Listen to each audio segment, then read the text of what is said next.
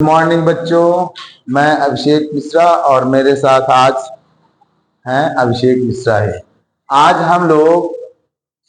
हम पहले चैप्टर रसायन विज्ञान का हमारे आसपास के पदार्थ का दूसरा वीडियो है ये, जिसमें हम यह बताने जा रहे हैं कि द्रव्य या पदार्थ की भौतिक अवस्थाएं क्या हैं। तो वर्तमान समय में पदार्थ का वर्गीकरण हम दो विधियों से करते हैं।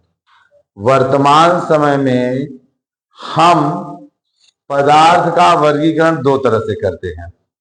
पहला है भौतिक गुणों के आधार पर, दूसरा है बच्चों रासायनिक प्रकृति के आधार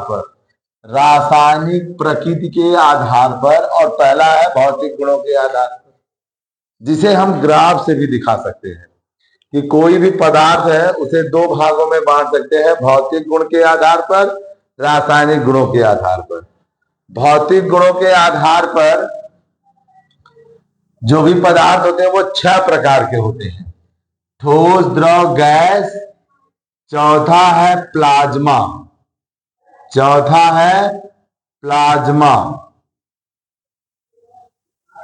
पांचवा है बोस-आइंस्टाइन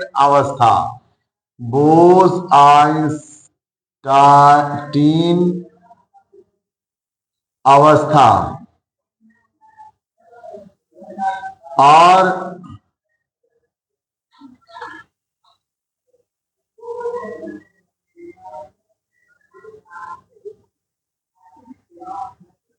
बोस-आइंस्टाइन संघनन अवस्था इसे वास्तव में कहते हैं, संघनन अवस्था, जिसे हम लोग अंग्रेजी में कहते हैं बोस-आइंस्टाइन कंडेंसेट स्टेट या अवस्था। और लास्ट में है फर्मियानिक अवस्था,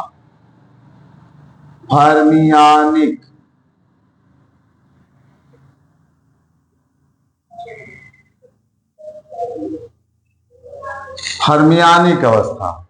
ये 6 अवस्थाओं में टोटल इनको बांटा गया है बच्चों, लेकिन पढ़ना हम लोगों को 3 प्रमुख अवस्था ही है, याद रखना। 9th के कोर्स में सिलेबस में या 11th-12th तक भी यही 3 है।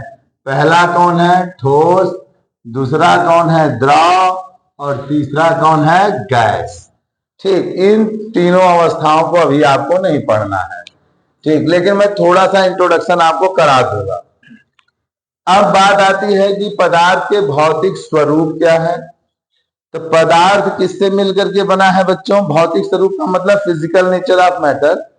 पदार्थ बहुत सूक्ष्म कणों से मिलकर के बने हैं, और वे सूक्ष्म कण इतने सूक्ष्म कण होते हैं कि जिन्हें हम सूक्ष्मदर्शी की सहायता से भी देख नहीं सकते।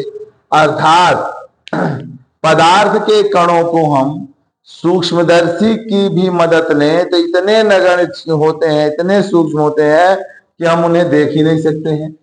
ठीक, तो अब आता है कि पदार्थ का अभिलाक्षणिक गुण क्या होगा। तो पदार्थ का अभिलाक्षणिक गुण होता है कि पदार्थ के अणुओं के बीच में रिक्त स्थान पाया जाता है। जैसे हम अगर ठोस को लेते हैं तो ठोस के अणु काफी नजदीक होते हैं, ठोस के अणु आपस में क्या होते हैं? बहुत जुड़े होते हैं। उनके बीच में रिक्त स्थान की संभावना बहुत कम होती है, रिक्त स्थान की संभावना बहुत ही कम होती है। ये है रिक्त स्थान।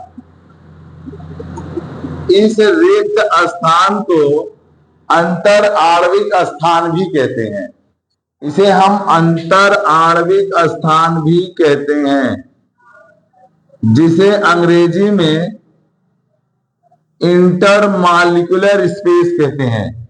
तो यह इंटरमॉलिक्यूलर स्पेस ठोस में नगण्य या बहुत सूक्ष्म होता है। ठीक, ठोस में देखिए लिखा है मैंने, रिक्त स्थान नगण्य या बहुत कम होता है, किंतु द्रव और ठोस में क्या होता है? ये अंतर आणविक स्थान कुछ ज्यादा होता है। हाँ, द्रव में जो अंतर आणविक स्थान होता है वह ठोस से ज्यादा होता है, किंतु गैस से कम, और गैस के अणु तो बहुत दूर दूर होते हैं। ठीक, तो ये मैंने लिखा है, जबकि गैस के अणु बहुत दूर दूर होते हैं। ऐसे यही कारण है गैस और द्रव को हम संपीड्य कर सकते हैं, संपीड़ित कर सकते हैं, कंप्रेस कर सकते हैं। द्रव में यदि हम नमक या चीनी डाल करके घोल दें तो आयतन पे देखिए बहुत ज्यादा प्रभाव नहीं पड़ता है, लेकिन हाँ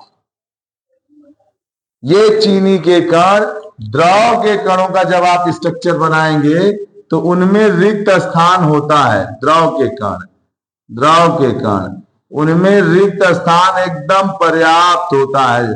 खूब समझ, इन रिक्त स्थानों में चीनी या नमक के कण आ करके समाहित हो जाते हैं, ठीक है ना, जिससे आयतन बहुत प्रभावित नहीं होता है। लेकिन इसी तरह से और उदाहरण देना हो तो पानी में नींबू या चाय या कॉफी मिलाइए तो उससे भी देखिए जलस्तर बहुत प्रभावित तो नहीं होता है, किंतु ये कण इन रिक्त स्थानों में समाहित हो जाते हैं, जिससे यह समझ में आता है कि द्रव के अणुओं के मध्य रिक्त स्थान होता है। ऐसे गैस में देखेंगे तो गैस के अणु बहुत दूर दूर होते हैं आपस में, तो इनके बीच में अंतर आणविक स्थान बहुत ज्यादा होता है, इसीलिए इनको ज्यादा कंप्रेस किया जा सकता है। ठीक है बच्चों, अब हम लोग लेंगे इसके बाद और कणों के गुण अगले वीडियो में आपको हम लोग मेंशन करेंगे। धन्यवाद बच्चों।